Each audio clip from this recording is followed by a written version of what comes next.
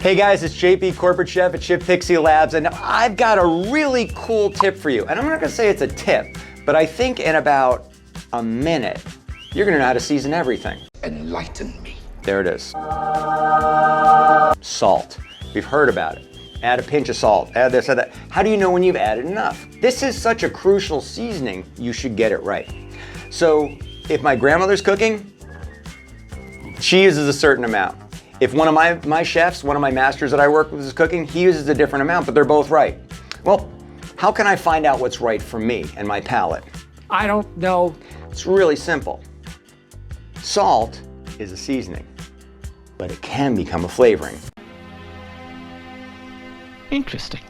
My definition of seasoning is adding salt until it blows up the flavor of everything else without getting salty. So what I say is, I add salt until I just get the suspicion of salt. I get the idea that it's starting to get a little salty. Because once it crosses over that line, I have salt flavoring, not seasoning. And the best example of that is the potato chip. So when you eat a potato chip, it doesn't taste like potato. What? It kind of will eventually, but it really tastes like salt.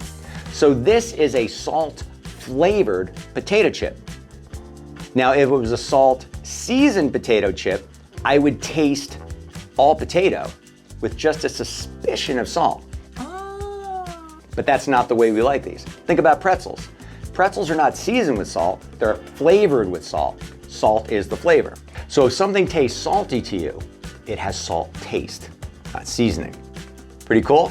Try it at home.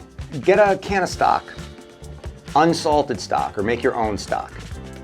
Add a pinch of salt, taste it. Add a pinch of salt, taste it. All of a sudden it's gonna start tasting meatier or chickeny. All of a sudden you'll taste the carrots. All of a sudden, like all these flavors are gonna start coming up out of it.